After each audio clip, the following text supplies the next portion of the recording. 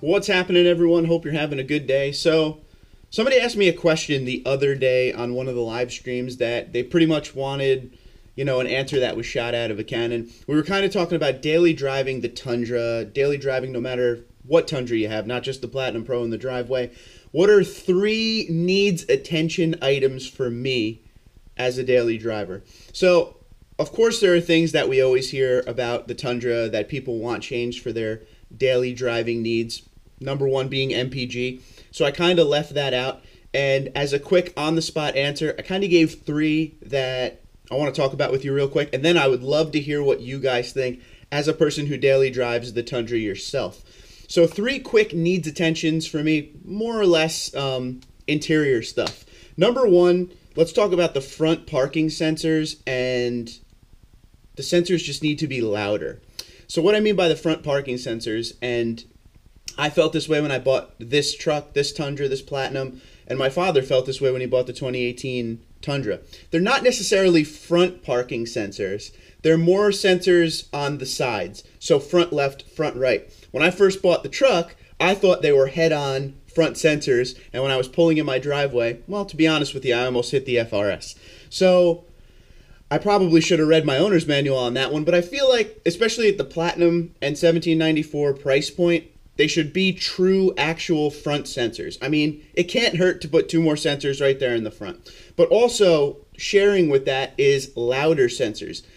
A lot of you guys have backup sensors on your Tundra when you're backing up and your music's on loud. Now, obviously, you should be aware of what's going on around you. But versus other brands that I've driven, when you're backing up in a Tundra and you get close to an object, it starts to beep slowly, and then it beeps more frequently as you get closer to something, but it doesn't get louder.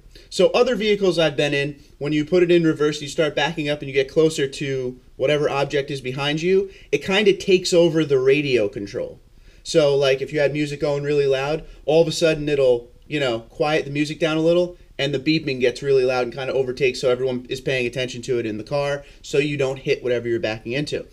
The Tundra definitely has the backup alarm. It's just not extremely loud. So that is something that I would work on. Better front sensors, or actual straight-on front sensors, and a backup alarm that is annoyingly loud so you know what's going on. Because if you're not paying attention, you're going to hit something, and we don't want to see that. Now, the 2018 Tundra, you guys can answer this for me. I don't have a 2018. I have a 2017.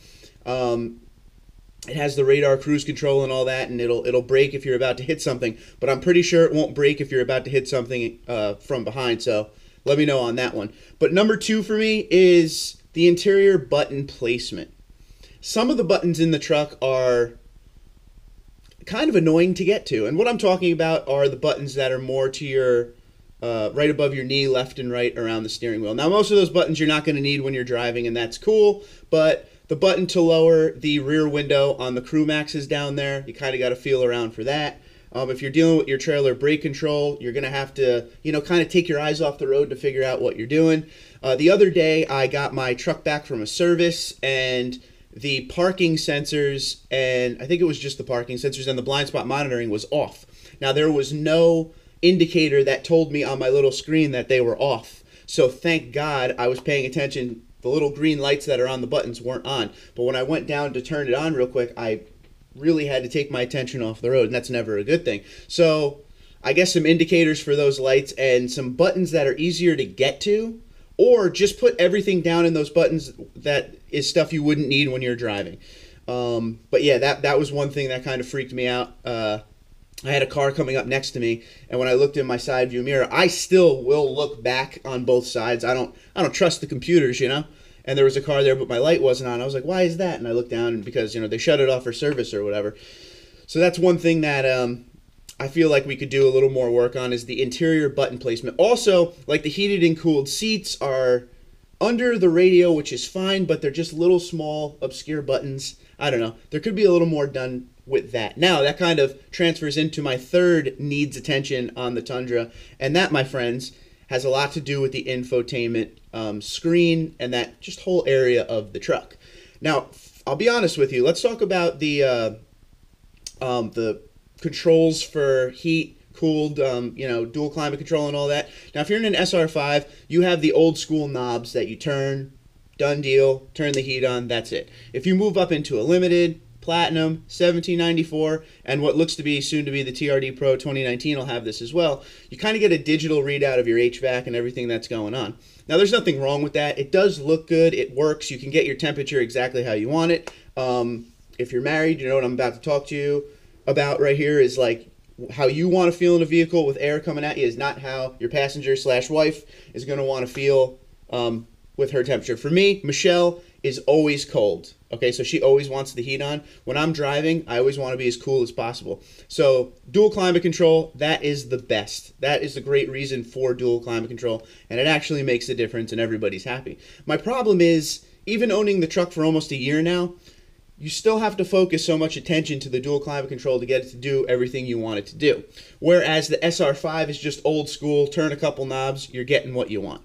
So for me, I'm all about focusing on the things that keep attention on the road. Quick and easy movements where you don't even have to look. So they could, maybe, it's not hard to do. I'm not saying it's hard to deal with the upper end dual climate control system and all that. It's just, I'm still finding myself having to look at the button I need to hit versus just know where I need to go. So maybe that one's on me. But moving up to the infotainment screen, honestly, I've just had nothing but problems. Insufficient connectivity to my cell phone all the time, to my iPhone. I'll be playing Pandora, and I have the Entune app suite and everything on my phone, and it'll just shut off. It's just been kind of a headache, and I feel like maybe it is time for an upgrade. Now, I know they came out with an updated system on some of the newer Toyotas, so I'm hoping the Tundra, before the redesign, gets something new when it comes to the infotainment, Entune app suite, and all that. It just, I never have luck with it. I never have luck with it. I mean, your basic FM, AM, fantastic. XM, all that stuff works. CD works. But when it comes to Bluetooth connectivity, I just seem to have nothing but trouble. And it's not just my phone, and it's not just this truck. It's other Tundras that I've had. The 2014 was really bad with it. The 2016 was meh. And this one was good at first, and I'm starting to have more problems with it now. So that's kind of where I stand with that one. I will say a lot of people have a problem with the JBL sound system. I don't. I think it's pretty cool. If I roll the windows down, I really do have to crank it up a lot more to get good sound out of it, but is what it is. I don't really have a problem with the stock radio either. That could use some work, but, it just depends on what kind of music you're listening to and how loud you listen to it and your bass and your treble and all that. But overall, the focus, they need to put some focus on that infotainment system and just kind of bring it up to par with the market today.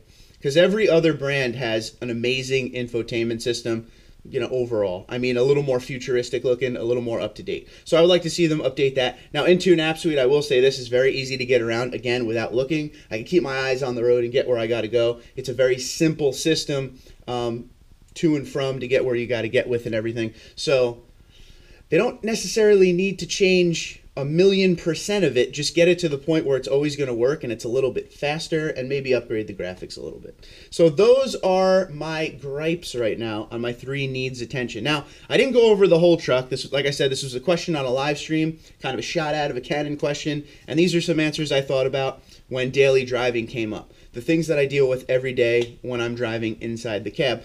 One, just I guess extra on the end here is I'm always amazed at the balance of the Tundra. Excuse me. And what I mean by that balance-wise is how different every Tundra I've driven is. So I always say that this Crew Max, now before it got the supercharger, this is the first Crew Max I've owned. I've owned 4 double cabs.